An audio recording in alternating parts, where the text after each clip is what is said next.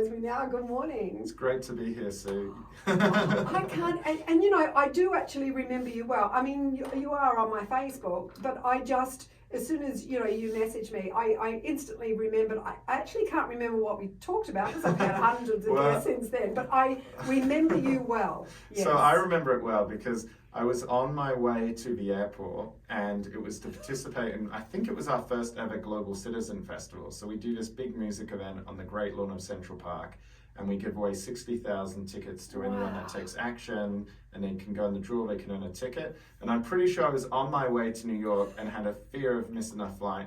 This time I'm a lot more organized, but I'm still speaking to you directly after this. We're heading to the airport for the long flight back to New York. So there's a common theme there. Exactly. And we were talking off air because you were born in Australia, in Western Australia, I believe. Yeah, that's right. And so now you live in New York, and I was wondering about how that feels. Yeah, you know, we live in Brooklyn, which is incredible, and New York is an amazing city. I mean, Perth will always be home, and Perth is, you know, it's funny, I was asking my wife, it's her first time to WA, what she thought about the place. She said it has vibes of Hawaii, right? And you can't get that anywhere else in the world, you know, it's a magical place. But New York is a close second, and I think New York, you know, has this odd love-hate relationship. When you're in New York, you know, you have these feelings, oh, gee, it's a battle. Sometimes even getting into the office in the morning on the subway, it's so intense. And yet you're like, get me out of this place. And yet as soon as you leave, somehow New York engenders these feelings of FOMO where you feel everything happening of consequence in the world is in New York. But it's a melting pot. It's an incredible city. Well, look, there's a lot of songs about New York, about wanting to get back to it if you're gone and all that sort of stuff. So I guess, I've never been, I don't know, but I guess there must be something. Yeah, well, look, anyone's welcome to come. And that Global Citizen Festival, which I mentioned, that was the first one the last time I spoke to you. It's now, with the exception of 2020 during the COVID, we've done it every year. We've had some of the biggest artists in the world. We've had Rihanna, we've had Jay-Z, Beyonce, Coldplay, Ed Sheeran, and we've helped ignite over 33 million actions. And together with our partners, they've unlocked $40 billion to help touch the lives of 1 billion people. So, you know, that's the movement of global citizens. So a lot's happened in the last decade or so since I saw you. And this is it. When I spoke to you all those years ago, I saw a very passionate younger man then who wanted to change the world. And the thing is too, it's funny because I do reading for a school classroom every week. And yesterday I was doing reading for them. And when I walked into the classroom, they had just finished watching something. It was so good. It was this gorgeous little African boy, and he was explaining to the kids about how if something is not right, you can change it. Exactly. Just yourself. If you don't make the decision, it doesn't, you know, from one person, it evolves into many people who can make a difference, but it needs that one person to stand up, and you can make a difference, and you've proved that. Yeah, well, you know, it's a good segue in many respects to my book, From Ideas to Impact, because I wrote the book. I didn't want people thinking they had to move to New York, they had to found an organization, and it's my belief whether you're a cultural icon like Taylor Swift, you work for a company, or you're an everyday citizen, there's something we can all do. And just coming back to that little boy you mentioned, you know, I often feel that if we can just do one thing, make a difference, and you tell that to your friends and family, that can be one of the most powerful forces to motivate other people to action.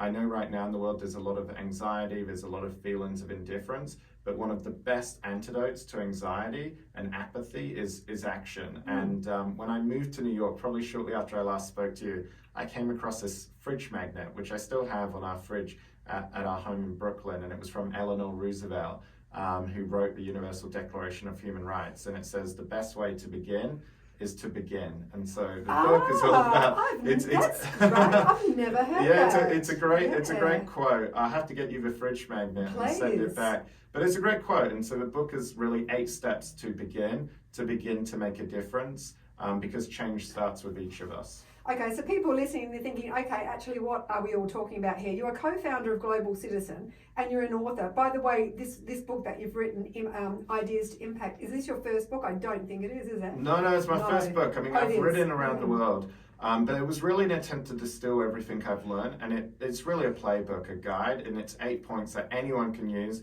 whether they want to make a difference in their local communities or across the country or indeed the world. Okay, all right. So,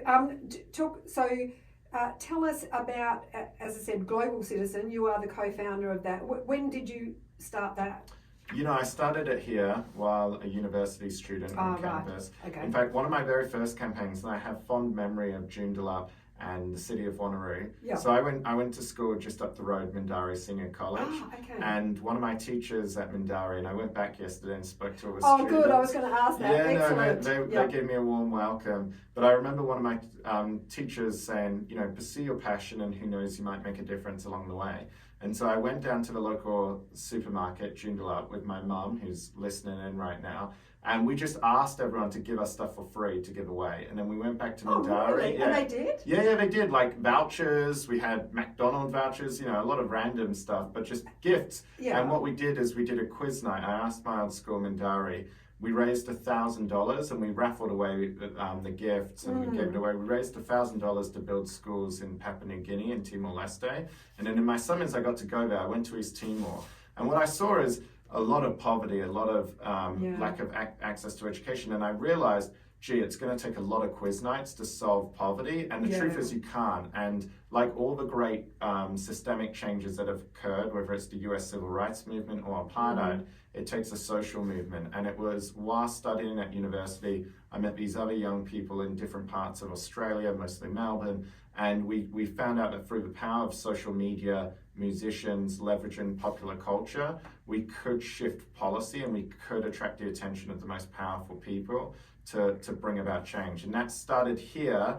And in fact, our very first event, we often speak about this, was in 2011. It was actually in the Swan Valley at the Vines. And we managed to convince John Legend to fly all the way to Perth. He spent more time flying than he was actually here on the ground. And we worked with John Legend, and he still talks about that. He goes, I've worked with Global Citizen for more than a decade. And they even convinced me to travel to someplace in Australia, you know, before. So yeah, that was our first campaign, which was on the eradication of polio. And so I always tell people, and it's not just because I'm here saying this, there's a deep as part of our origin story, even though we're global citizen based in New York, people know us for doing all these incredible things. Much of our origins took place here in Western Australia. Oh, there you go. And can I ask you where that passion came from, you know, as a young boy in primary school? Is this something that you were already thinking about? Well, it actually came from, so I went years 8, 9, 10, I was at Clarkson Community High School. And, you know, I wasn't very, at the time, academically gifted. I was ranked bottom in the class. What? Yeah, my mum listening will tell you how the teachers said, Michael, is he going to finish high school, let alone get into university? We're not sure. You know, I wasn't very good at sports. You know, a friend of mine says when people set low expectations of you, you live down to those expectations rather than rise above it. But I was fortunate enough in my very first year at Clarkson, I had this incredible teacher, Mr. Byrne, and I think he was only 24 at the time. It was his first teaching gig. And for whatever reason, he saw potential in me that others didn't see. He said, I think there's more to you than meets the eye. Yeah. And he agreed to work with me. And I never forget, we live in Kinross. At the end of that first year in school, he came, walked up a driveway. I was like, what are you doing here? And he said, here you go, mate. And he said, well done, mate. He gave me a certificate with a number 1 on it. And from there, you know, I realized that I could do a lot. I finished in the top 1% of the state, could study everything, but I never forgot the difference that teacher made. And I think it was out of that sense of gratitude for the great opportunities I had growing up here in WA that I wanted to give back to the world. And the thing is too, that's what I say too, a teacher can make all the difference.